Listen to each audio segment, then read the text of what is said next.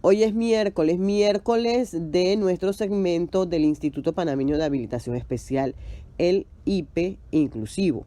Vamos a conversar en esta oportunidad con el doctor Luis Trejos, es psiquiatra del IPE, y va a estar hablándonos porque recordemos, estimados radioescuchas, que vamos a volver a las aulas. Y digo vamos a volver porque ahora serán los padres y los estudiantes, tomando en cuenta que tuvimos 2 años de virtualidad.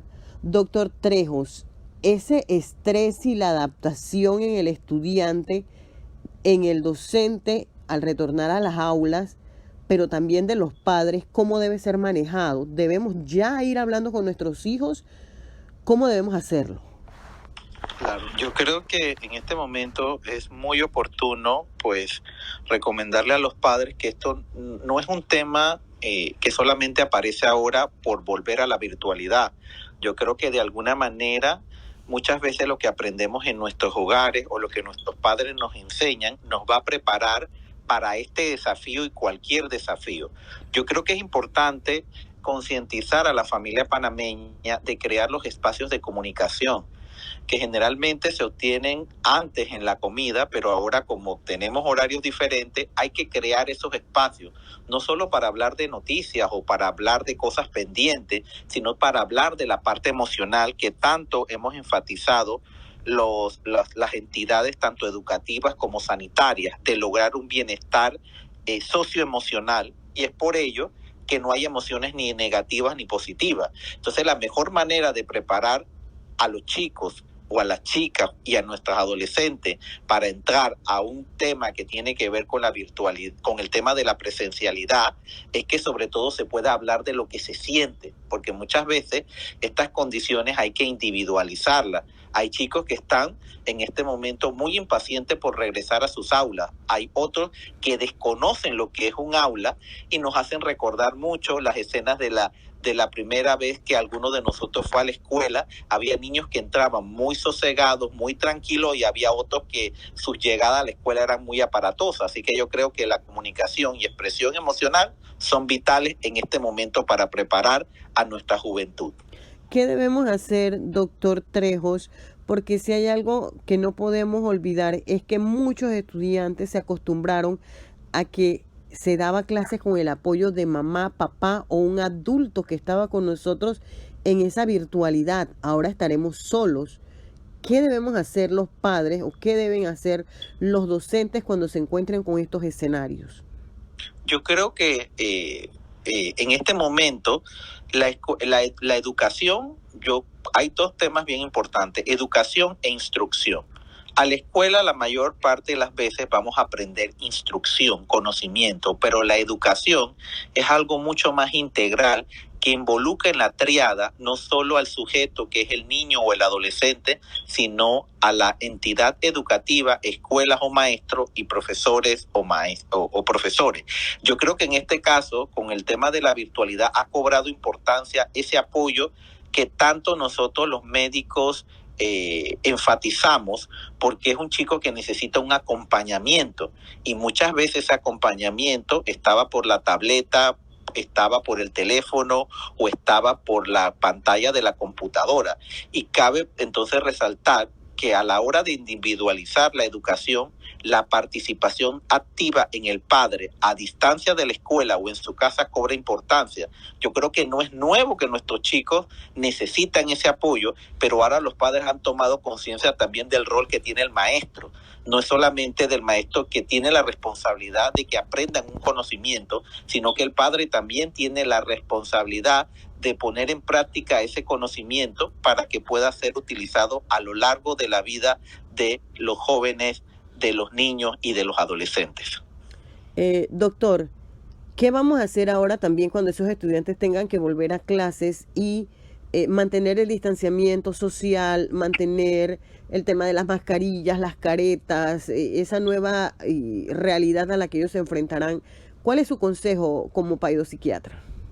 Yo creo que en este momento las medidas de bioseguridad han sido y se han mantenido. Lo único que sí estamos claros que la población se ha relajado, y de hecho al inicio observábamos que los que se contagiaban eran los adultos, pero luego de ese distanciamiento que inicialmente confundió a muchos, que fue el distanciamiento social, y lo que se pedía realmente era un distanciamiento físico, en la juventud, en este momento que requiere de compartir con sus pares, al igual que los niños, ha sido importante. Entonces, a veces, en este caso, como padres, también nos hemos relajado y de alguna manera necesitamos mantener permanentemente esas medidas del uso de la mascarilla y también del distanciamiento. Hay otros escenarios muy importantes, por ejemplo, ese primer niño que llega a la escuela y que de alguna manera antes era contenido, era sostenido y regulado por un maestro, ya habrá que regularizar un poco eso, o sea que quizás podamos verlo como algo de la historia y no como algo presente, porque el distanciamiento físico es importante, pero no olvidar que el niño en algún momento dado va a tener que necesitar algún tipo de contención física. Así que como padres debemos insistir en las medidas de bioseguridad, lavado de manos con jabón, mascarilla y uso de careta en su momento, pero lo único que lo hacemos es extensivo a los otros escenarios donde pues nuestros hijos e hijas van a seguir compartiendo. Doctor Luis Trejo, sabemos que usted es paidopsiquiatra del IPE. Obviamente también estamos hablando de otro tipo de población estudiantil. ¿Cuáles serían sus recomendaciones para los padres que puedan preparar ese retorno de sus hijos a las clases presenciales en esa comunidad? Claro, mira, yo creo que no hay diferencia. Mi experiencia antes de trabajar con poblaciones en necesidades especiales, yo tenía el cassette de pensar que era algo diferente, pero al igual, un niño con discapacidad y un niño sin discapacidad tienen los mismos requerimientos. Requieren que haya una jerarquía o una autoridad, requieren que haya límites, requieren que haya reglas, que haya sentido de lo que se le dice. Entonces lo que hay que ser claro es que los adultos que acompañamos a ese niño con o sin discapacidad necesitamos ser constantes en lo que queremos que ese chico alcance. El ejemplo que más comúnmente le pongo a los papás es que muchos chicos dicen, cuando mi mamá llegó y encontró mis zapatillas regadas, me llamó la atención, pero otro día mi mamá vino muy contenta y no me llamó la atención por esas zapatillas que tiré. Entonces es ahí cómo cobra la importancia que en etapas tempranas de formación de hábitos, de formación de personalidad, de formación de carácter, es importante la constancia, y eso le llamamos nosotros crianza, es el acompañamiento en el desarrollo evolutivo de ese niño, de esa niña y de ese adolescente con lo que requiere en cada una de esas etapas. Así que no hay diferencia, lo que hay que mantener con claridad es la constancia de lo que queremos alcanzar con nuestros hijos o con nuestras hijas. Doctor, finalmente ya para nuestro segmento del IP inclusivo, sí me gustaría, y ya se ha tornado como un tema de los últimos días, el evitar el bullying o las llamadas bromas, o bueno, no sé si llamarle bromas, porque en realidad el bullying es más un tema de discriminación, pero cómo evitarlo o cómo preparar a los padres para que los hijos no sean víctimas o no sean los victimarios. Claro, yo creo que en este caso nosotros tenemos que aprender a vivir una cultura sin violencia. El bullying o el acoso escolar es una forma de violencia entre pares o entre escolares.